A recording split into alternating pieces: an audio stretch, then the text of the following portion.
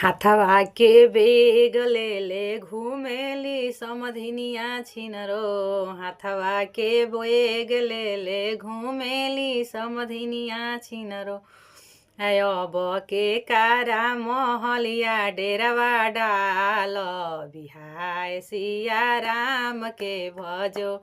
अब के कारा महलिया डेरावा डाल बिहाय सिया राम के भजो। अपना महलिया में से निकलले कवन रसिया।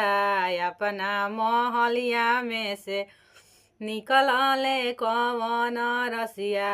अब हमारे महलिया डेरावा डाल हाय सिया राम के भजो।